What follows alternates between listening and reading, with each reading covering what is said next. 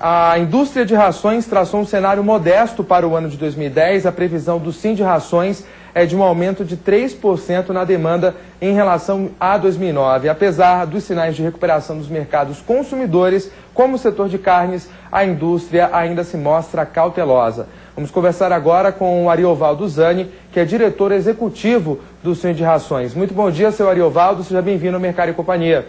Bom dia, Mitchell. Obrigado por mais essa oportunidade. Agradeço ao senhor.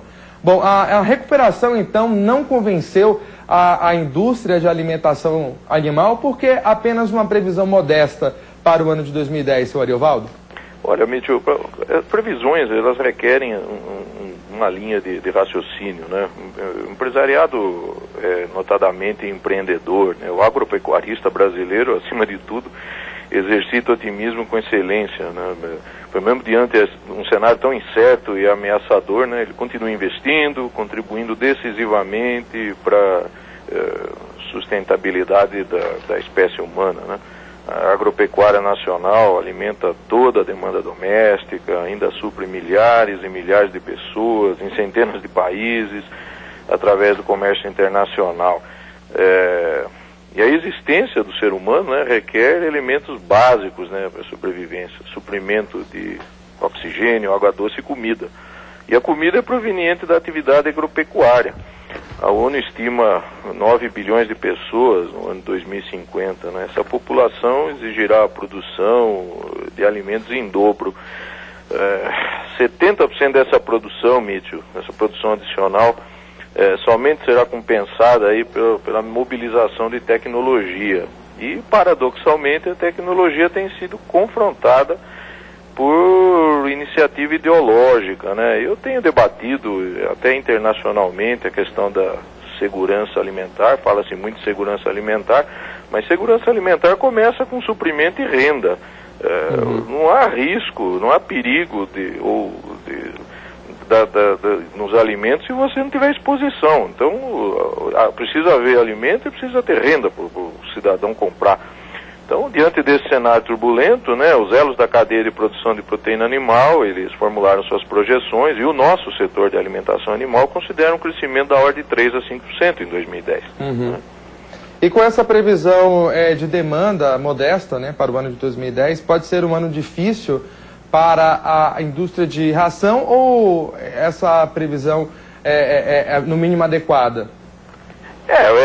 Depende de alguns fatores, né, Mitchell? A sobrevalorização do real, a infraestrutura, né, precária ainda no país, a questão da logística, excessiva burocracia, pesada tributação, regulamentação em excesso também, insegurança jurídica, com Código Florestal e esse Programa Nacional aí de Direitos Humanos, né, eles acabam, e principalmente também a atividade ideológica que eu mencionei anteriormente, impedem um crescimento maior e necessário para incluir tantos outros consumidores, né, ou outras pessoas na linha de consumo, infelizmente. Agora, de fato, né, como eu falei no início, né, o otimismo nos faz pensar que possa haver uma retomada acompanhando esse novo aquecimento, esse ciclo virtuoso que o mundo tem vivido agora, nos últimos meses. Então é possível até que se cresça mais que isso, mas nós temos sido bastante cautelosos e esperamos aí um crescimento até da ordem de 5%. Né? A avicultura, que é a atividade, né, a avicultura de corte, que é a atividade que mais demanda a alimentação animal do Brasil, segundo estimativas das suas entidades representativas, deve crescer na ordem de 2%. A suinocultura também tem algumas oportunidades, deve crescer uns 4%. A atividade de pecuária leiteira deve apenas compensar a perda do ano passado, e a pecuária de corte deve crescer um pouco mais, mas a base é pequena, né? Isso deve levar a uma produção de 60, 61, 62 milhões de toneladas no ano de 2010. Agora, pelo visto, então, a questão cambial é o grande X aí dessa questão toda.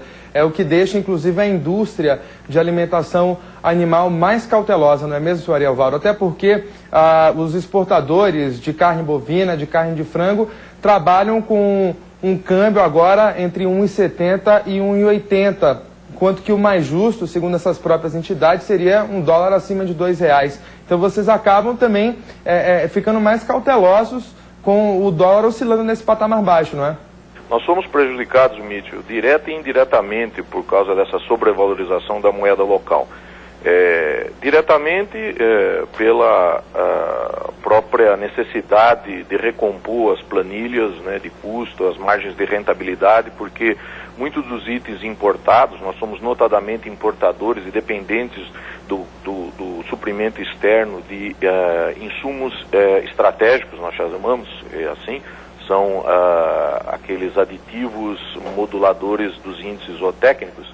Esses produtos, né, considerando essa cotação, eles acabam perdendo valor e as margens, o plano de despesas dessas empresas em reais, né, o salário, energia, transporte, faz com que traz dificuldade, né, frente a essa desvalorização e indiretamente também em função do impacto que isso causa nos nossos clientes subsequentes, né, os grandes exportadores, né, sofrem porque o produto nacional perde competitividade no cenário global e aí se vende menos ou se embarca para honrar compromissos a um preço muito menor, perdendo rentabilidade, e isso aperta o nosso setor, ou parte daquilo que não é exportado acaba sendo ofertado no mercado doméstico e contribui também para uma queda de preço que também influencia o nosso setor.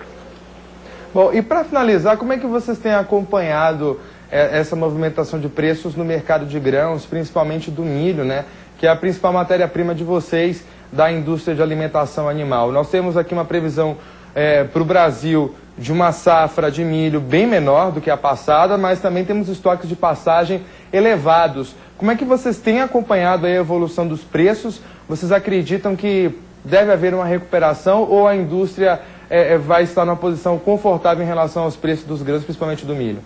No médio e longo prazo, Mitch, nós acreditamos em recuperação de preços sim, apesar de um estoque confortável. As safras, né, elas têm sido menores, né, principalmente no milho. Se você olhar a curva de disponibilidade ou de estoques de grãos globais, né, elas têm diminuído rapidamente.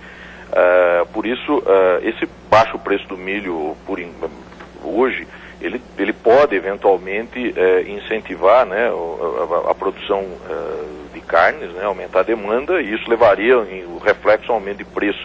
Outro fator que nos preocupa também é essa questão de uma eventual modificação da matriz agrícola, né, que já tem se dado, né. A soja é uma commodity com liquidez, ao contrário do milho, e considerando que as projeções mostram que em 2020 nós devemos estar produzindo no Brasil 100 milhões de toneladas de milho, isso deve consumir, 100 milhões de toneladas de ração, isso deve consumir algo em torno de 70 milhões de toneladas de milho, nós podemos vir a ser um importador de milho, né?